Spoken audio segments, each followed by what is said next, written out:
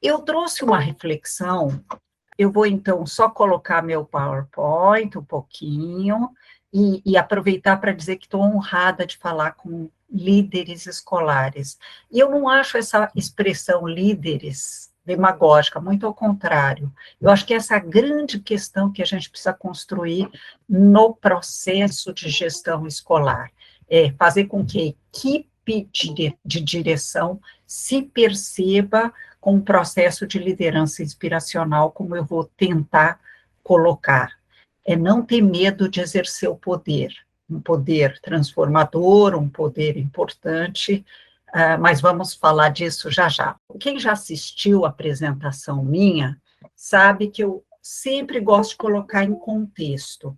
Então, eu trouxe o tema Soluções Inovadoras na Gestão Educacional, como me foi pedido, mas colocando no contexto da Agenda 2030. Acho que todos vocês já ouviram falar, né? Estamos falando com educadores sobre os ODS, os Objetivos do Desenvolvimento Sustentável, ah, que foram definidas pelas Nações Unidas, pela Assembleia das Nações Unidas, em 2015. O Brasil assumiu uma série de compromissos, então eu não posso falar para gestores escolares e gestoras escolares sem pensar o que nós prometemos para ter feito para 2030, porque é o que vai dar unidade à nossa ação.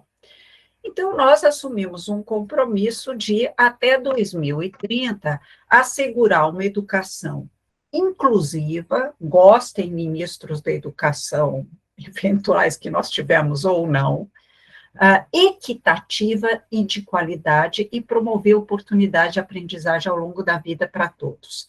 Só lembrando que qualidade no contexto das ODSs não quer dizer piscina na escola, um teatro muito sofisticado, quer dizer aprendizagem para todos.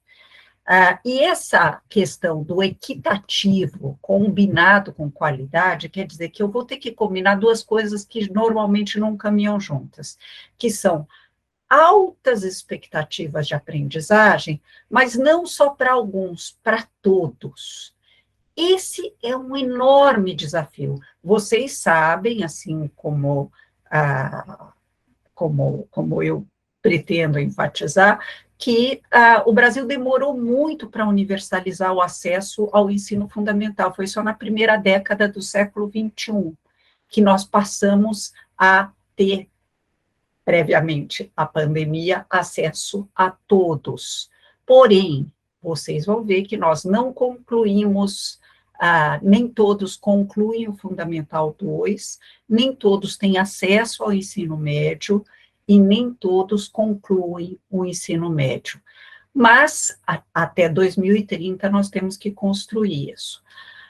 Além disso, nós nos comprometemos a promover oportunidade de aprendizagem ao longo da vida para todos, que quer dizer não deixar ninguém para trás, fazer a busca ativa daqueles que abandonaram a escola, que vai ganhar grande papel nesse período pós-pandêmico, ou de transição entre etapas da pandemia, nós não sabemos, mas também quer dizer uma outra coisa que ganhou muita importância nos tempos atuais, que é permitir que a pessoa possa, de fato, aprender ao longo da vida, porque o mundo do trabalho está em profunda transformação com o advento da inteligência artificial, da biotecnologia, fazendo com que postos de trabalho que demandam competências intelectuais, inclusive, sejam substituídos por máquinas, e extinguindo inúmeros postos de trabalho e, por vezes, profissões inteiras.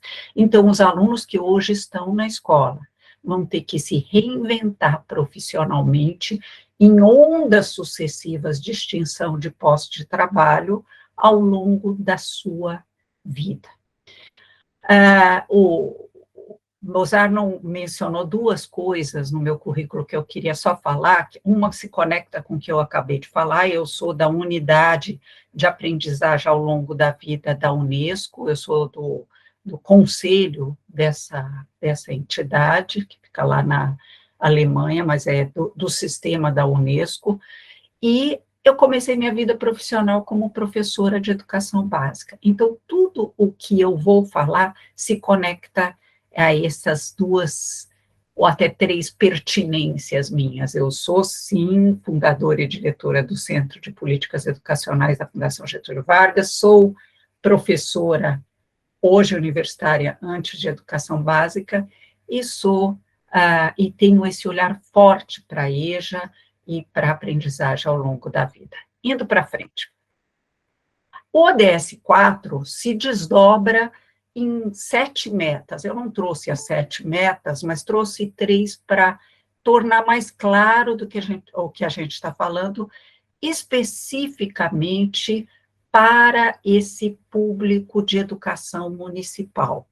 Bom, nós assumimos um compromisso, então, explicitando uma das metas do ODS 4, de que até 2030 nós vamos assegurar que todas as meninas e meninos não só tenham acesso, mas completem a educação internacionalmente chamada de primária, que é o nosso Fundamental 1, e sim, nós completamos no Brasil isso. E secundária, que é o Fundamental 2 e o ensino médio, infelizmente, nós não completamos no Brasil nem o Fundamental 2, só 78% completam o Fundamental dos adolescentes, completam o ensino Fundamental 2, e o ensino médio, nós tivemos progressos no acesso e na conclusão, mas ainda não chegamos lá. São cerca de 68% dos jovens que completam o ensino médio. Mas não basta completar, tem que ser de qualidade. E para quem não entendeu o que é qualidade, vem aqui a definição do que é qualidade no contexto do ODS. É que conduz a resultados de aprendizagem relevantes e efetivos.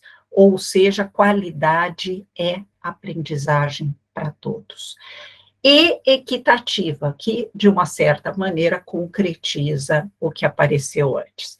Indo para uma outra meta que eu trouxe para vocês, que se relaciona, se conecta com a primeira infância.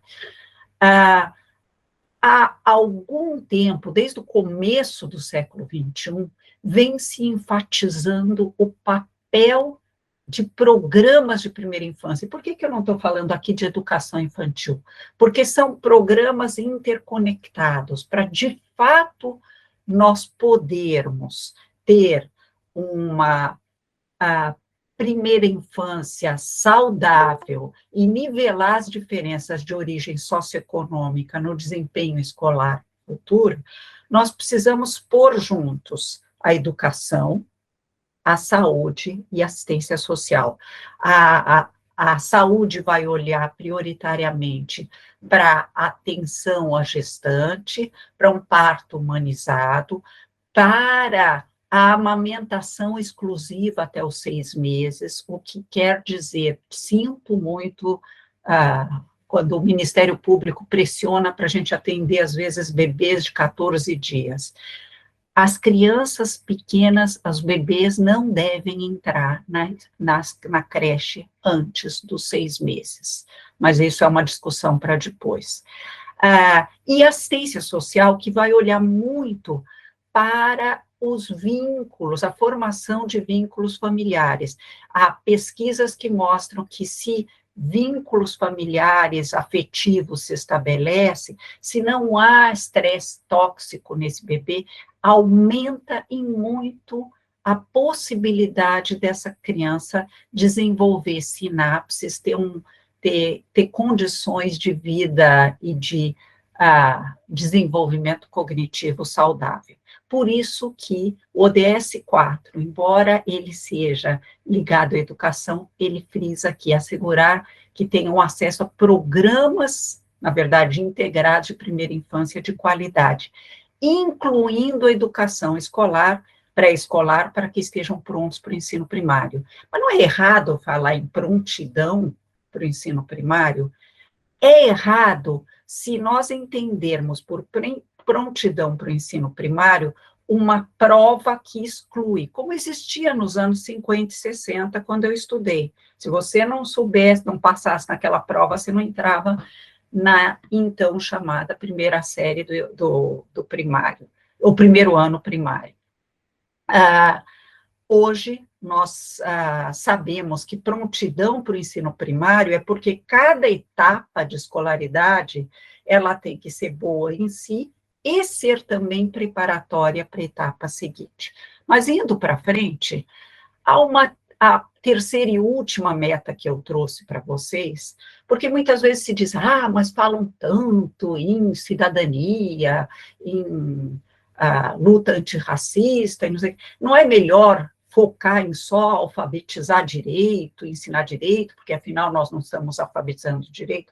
Não, educação é educação da criança e do adolescente de forma integral. Eu vou falar depois de educação em tempo integral, mas eu estou aqui falando que é a criança inteira.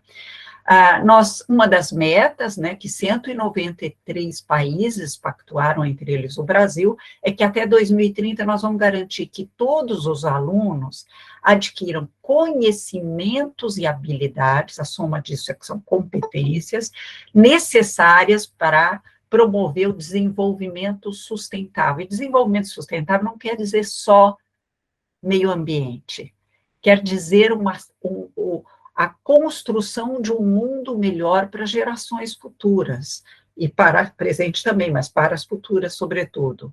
É um processo de ética intergeracional. Então, para promover o desenvolvimento sustentável, por meio da educação para a sustentabilidade, estilos de vida sustentáveis, direitos humanos, nunca foi tão urgente falar em direitos humanos, que para brincar com uma visão muito equivocada, não é direito humano para bandido, embora nós temos que ter direitos humanos e dignidade da vida para todos. É direito humano, direito à liberdade, direito à dignidade, que todos nós, por partilharmos a condição humana, precisamos. A promoção de uma cultura de paz em tempos de tanta violência e a cidadania global. Bom, assumimos um compromisso com essas ideias. Como é que nós estávamos, antes da pandemia, em aprendizagem, para poder destacar o que um diretor pode fazer? Bom, infelizmente, há dados de copo meio vazio, mas também de copos meio cheios. Nós, concretamente, usando uma linguagem do Banco Mundial, nós vivíamos e ainda vivemos uma crise de aprendizagem no período anterior à pandemia.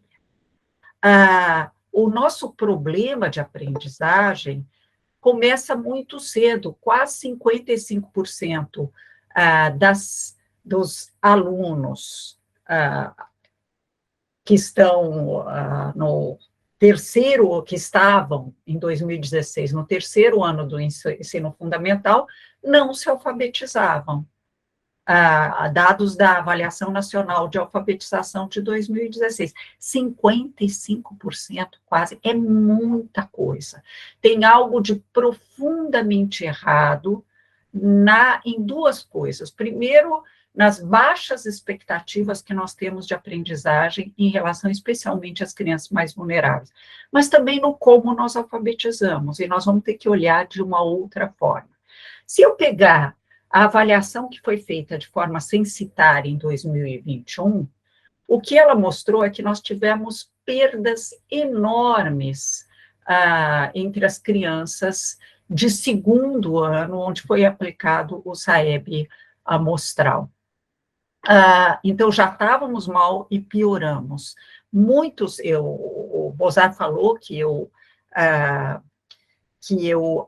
mentoro muitos secretários municipais de educação pelo Brasil afora, e muitos reportando crianças analfabetas no 4º e no 5º ano. E eu não estou falando aqui de analfabetismo funcional, eu estou falando de analfabetismo.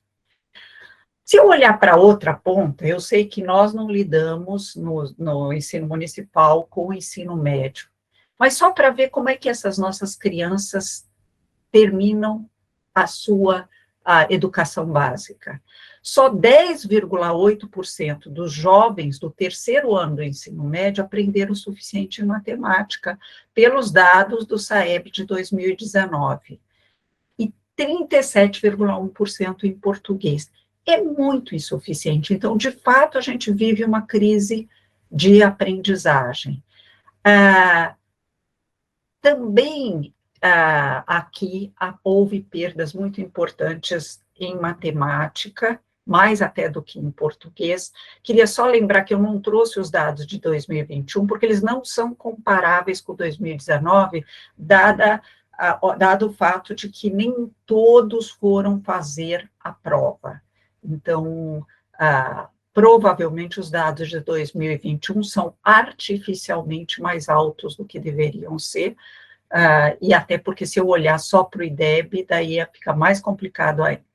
Se eu olhar para o PISA, que é uma prova internacional aplicada pela OCDE para jovens de 79 países ou territórios, o Brasil participa desde 2000, essa prova é aplicada a cada 3 anos. O último que nós temos dados é o PISA de 2018.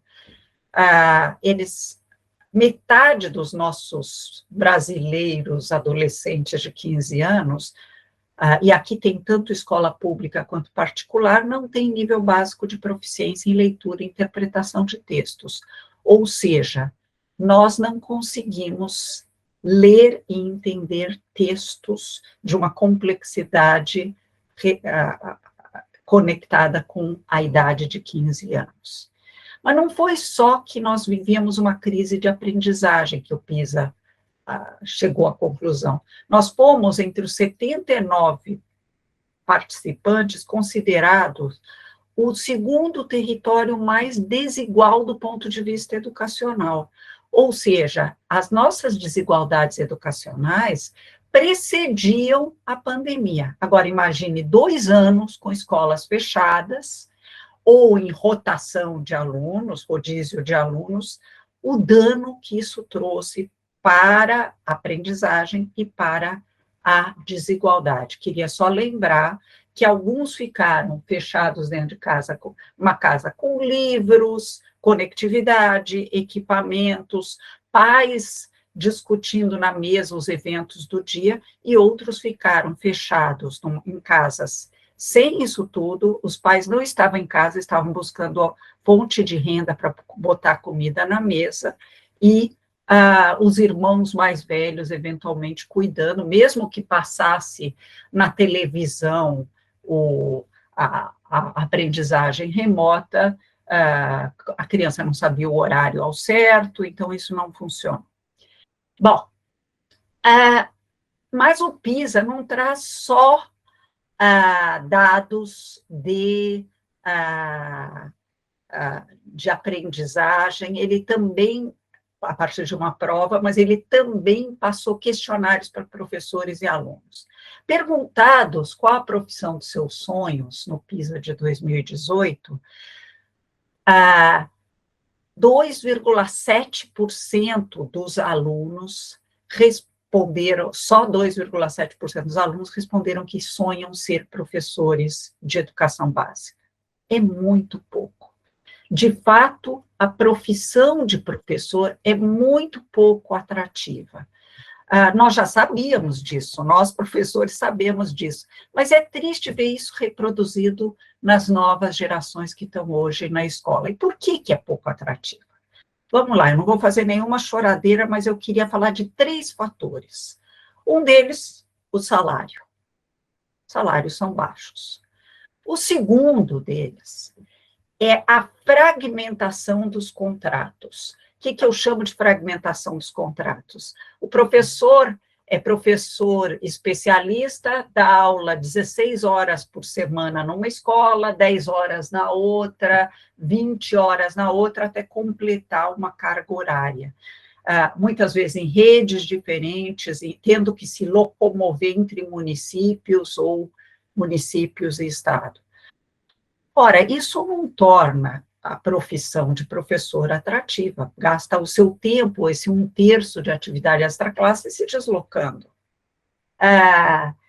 E o terceiro, eu queria enfatizar esse terceiro, porque ele contém uma armadilha para nós professores, é o baixíssimo reconhecimento social da profissão. Muitas vezes, a sociedade olha para nós, e a imprensa também, com pena, não com respeito à admiração profissional. É só ver como que se entrevistam médicos e como são entrevistados os professores. Eu coordenei durante muitos anos o Prêmio Professor Nota 10, da Fundação Vitor Tivita, e vi isso acontecer. Aqueles professores incríveis, fantásticos, e a imprensa ia entrevistar e falava assim, eu sei como você sofre, é como se não fosse importante que ele contasse suas práticas. Tudo isso para dizer que muitas vezes nós, professores, caímos na armadilha, e em vez de ter orgulho das nossas práticas, nós temos pena de nós mesmos. Não tenham pena de si mesmos. Nós trabalhamos numa das mais complexas das profissões, merecemos ser reconhecidos não por piedade, mas por admiração profissional. A outra questão, que essa levantada pelos professores, foi a de que a formação que o professor recebeu para a sua profissão é muito desconectada do preparo, como eu disse, para mais complexas das profissões. O Mozart, no Conselho Nacional de Educação, pesquisou isso muito, e, de fato, não há o necessário diálogo entre teoria e prática na profissão de professor. E é curioso, porque o Paulo Freire usava o termo praxis, exatamente para falar de prática com reflexão, e nós não temos isso. Indo para frente, deixa eu só fazer assim para poder... Mais uma complicação que eu mencionei no comecinho da minha fala é que o mundo está em profunda transformação. Não é só a pandemia que afeta a educação, mas a chamada revolução digital ou revolução 4.0 ou quarta revolução industrial, que está em curso com o advento da inteligência artificial. As máquinas estão substituindo o trabalho humano, inclusive trabalho humano que demanda competências cognitivas, numa velocidade sem precedentes na história. Eu integrei em 2018 e 2019 a Comissão Global para o Futuro do Trabalho, da OIT, da Organização Internacional do Trabalho, e eu fui a única entre os 26 membros lá, trabalhando em Genebra, pesquisando educação. Os outros olhavam para outras dimensões do trabalho. Como é que nós vamos ter que educar os jovens agora que as máquinas nos substituem, seja na educação básica, seja no ensino superior? Então, vamos lá. Então, eu chamei isso de os desafios que o futuro traz para o Brasil. Então, a automação e a robotização. Robotização eu estou usando aqui como sinônimo de algoritmos, de inteligência artificial, vem trazendo uma extinção de postos de trabalho em grande velocidade. O Osborne e o Frey, dois pesquisadores da Universidade de Oxford, falam em 2 bilhões de postos de trabalho que vão ser extintos até 2030, no que eles chamam de o futuro do trabalho, ou a quarta revolução industrial. Isso quer dizer que não haverá emprego? O Yuval Harari diz que sim, talvez não haja empregos. Eu sou otimista, acho que vai haver novos postos de trabalho criados, só que eles vão demandar competências muito mais sofisticadas. Eu já vou dar uns exemplos disso, mas só para dar um spoiler, que envolvem análises mais aprofundadas. Então, os jovens terão que ter capacidade de fazer análises mais aprofundadas, de resolver colaborativamente problemas com criatividade e assim por diante. Se não conseguirmos, no sistema educacional brasileiro, oferecer uma educação assim, e nós, diretores de escola, temos que estar atentos a isso, haverá um brutal crescimento da desigualdade social, e o Brasil já é um dos países mais desiguais socialmente do mundo, um aumento da violência, e desigualdade social engendra cidadania frágil e todo tipo de populismos. Indo para frente, quais são, então, essas tendências que vêm emergindo para fazer frente à quarta revolução industrial ou à revolução digital? Bom, os países que têm bons sistemas educacionais estão focando cada vez mais em resolução colaborativa de problemas complexos com criatividade e em pensamento sistêmico e crítico. Aqui eu queria parar um minuto para comentar o seguinte: os robôs não sabem resolver colaborativamente problemas complexos, só problemas operacionais. E tampouco são capazes de criatividade. Mas, mais do que tudo, eles não têm pensamento sistêmico e crítico. E aqui me entendam bem o que eu chamo de pensamento crítico. Pensamento crítico não é decorar a visão de mundo do seu professor e reproduzir numa prova, naquilo que Paulo Freire criticava, chamando de educação bancária. Pensamento crítico é ser capaz de ler um texto e pensar quais são as fontes desse texto, de onde veio essa ideia? Será que existem evidências científicas para isso? Será que isso funciona? Isso é pensamento crítico. Pensamento sistêmico é integrar as disciplinas e as áreas numa visão de conjunto. Outro ponto importante que se conecta muito com esse primeiro que os países vêm desenvolvendo é a flexibilização de currículos, mas não me entendam mal, não é não ter currículo. O Brasil, durante muito tempo, achou que não precisava ter currículo. É colocar as disciplinas em diálogo e ter um currículo que possa ser flexibilizado. São os currículos que estabelecem os direitos de aprendizagem das crianças e adolescentes, mas eles podem e devem ser flexibilizados a partir de aprendizagem baseada em projetos, aprendizagem baseada em problemas. Um outro ponto muito importante que esses países vêm adotando são as chamadas competências para o século XXI, as chamadas competências socioemocionais, que não são um modismo, não. As competências socioemocionais, já há muita pesquisa mostrando que elas se correlacionam com as competências cognitivas. Então, persistência, resiliência, abertura ao novo, adaptabilidade e tantas outras competências que vão ser muito importantes, tanto para o exercício, empatia, tanto para o exercício da cidadania, quanto para o mundo do trabalho. E também educação para valores e atitudes. Aqui eu queria destacar um valor fundamental que Mozart conhece bem. A primeira conversa que eu tive na vida com Mozart foi em Recife, quando ele era secretário estadual de educação, e ele me explicava as ideias do Antônio Carlos Gomes da Costa, um grande educador mineiro, mas que foi para Pernambuco ajudar a pensar um novo ensino médio, a partir da experiência do ginásio pernambucano.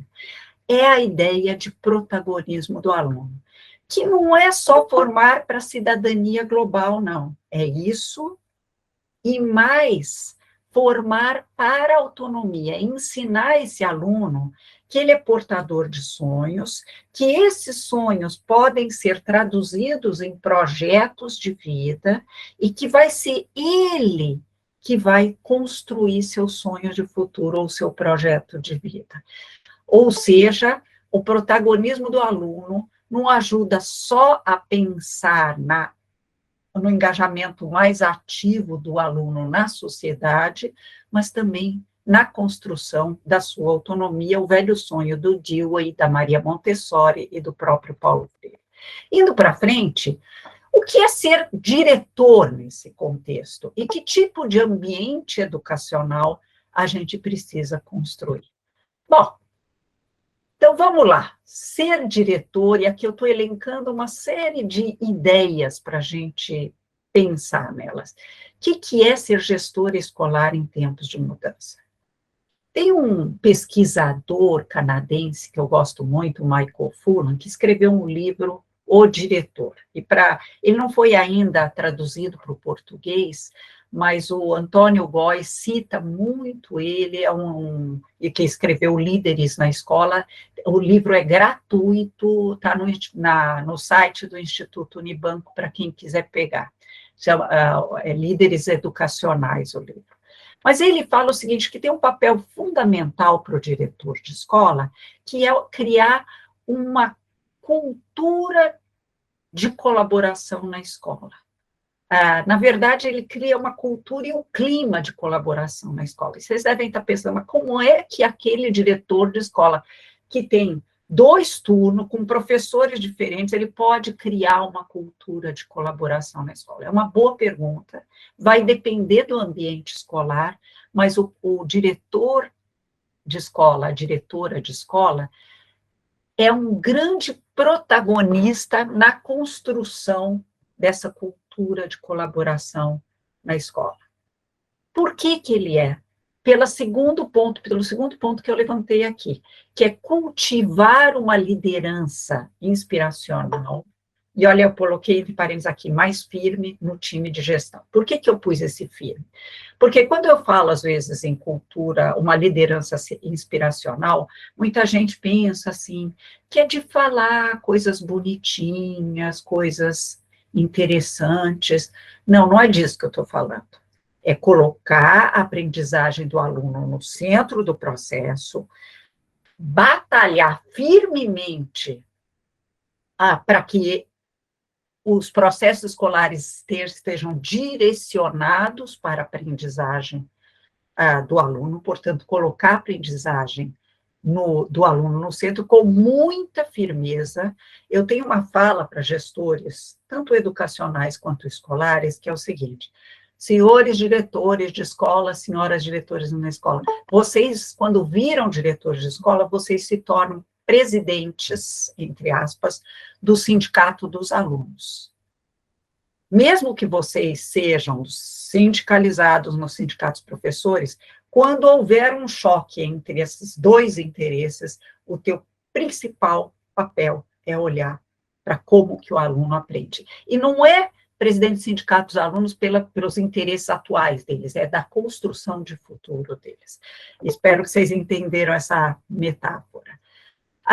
E colocar, como eu disse, a aprendizagem do aluno no centro do processo e ter um mantra na cabeça: nenhum aluno a menos. É ir atrás do aluno que abandona a escola ou dos preditores de abandono escolar.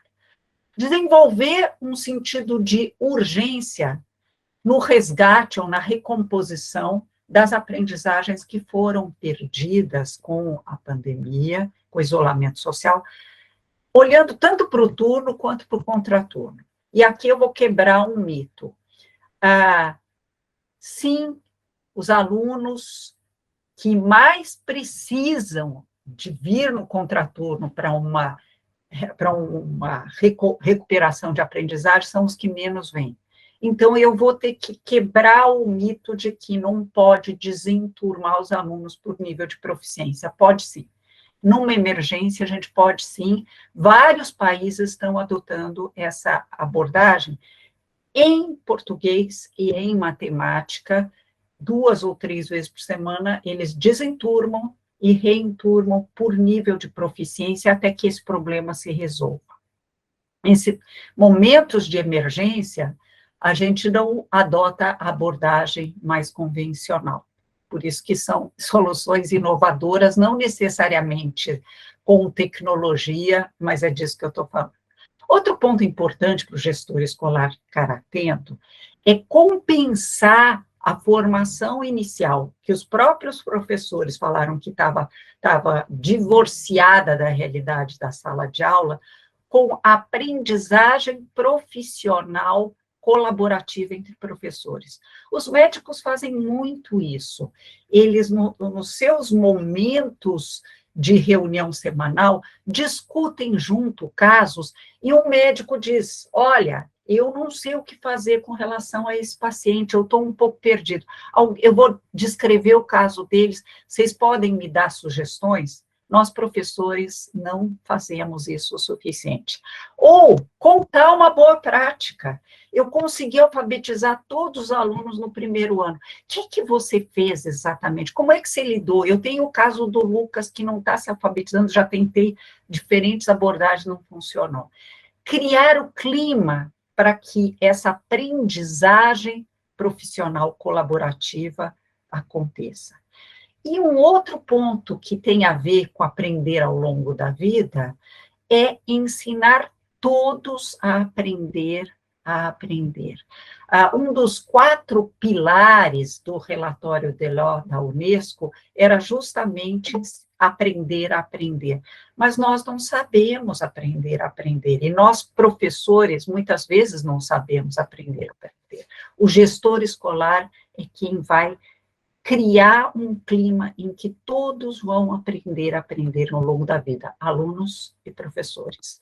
Indo para frente, aqui eu vou falar de outro tabu, observação de sala de aula. Eu fiquei encantada quando eu fui para Xangai e vi que cada professor tinha uma cota de aulas de colegas professores para assistir, que os professores novatos assistiam aulas de professores mais experientes para poder incorporar, e professores mais experientes mentoravam professores novatos e assistiam aulas dos seus colegas, desses colegas novatos, para poder dar feedback. Nós não temos essa cultura, nós precisamos criar essa cultura. Joinville já introduziu um protocolo de observação de aulas, acho que é um município inovador nesse sentido, e eu recomendo fortemente que se faça isso. E o diretor também tem que participar do processo.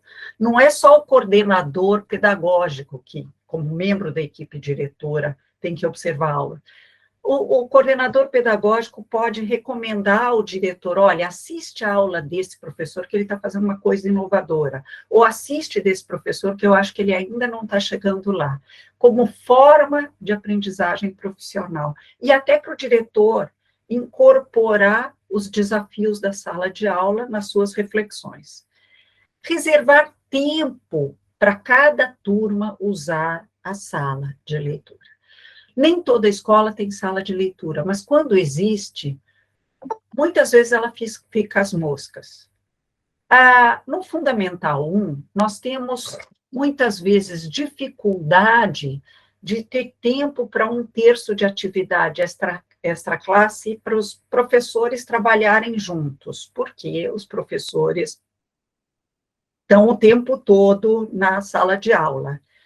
Que tal o professor da sala de leitura ficar um tempo com a turma e eles terem um tempo ou de leitura livre ou de trabalho com o professor da sala de leitura? Fica aqui a dica. Os professores de sala de leitura, alguns gostam disso, outros não, mas é importante trabalhar isso. Criar mecanismo de escuta e protagonismo estudantil. Diretores e diretoras. Favorecer grêmios, assembleias. O que são assembleias? Quando os alunos são menores, eu vi na Colômbia um exemplo muito bacana de assembleia até na educação infantil, em que eles sentam em rodinha com supervisão de adultos, contam o que eles gostariam de aprender essa semana, pensam juntos, um aprende a esperar a vez do outro, isso na educação infantil, mas para os mais velhos também precisa. A ideia de alunos apoiam alunos, alunos que são monitores de outros alunos, e conversar com os adolescentes sobre as questões disciplinares. Amanda Ripley é uma autora que pesquisou sistemas educacionais no mundo, E ela criticava o sistema americano, dizendo que, diferentemente do finlandês, os americanos toda hora chamam os pais para falar de questões disciplinares. Quando a gente está com adolescentes, no Fundamental 2, a gente não deveria chamar os pais de pronto. Deveria ser a exceção.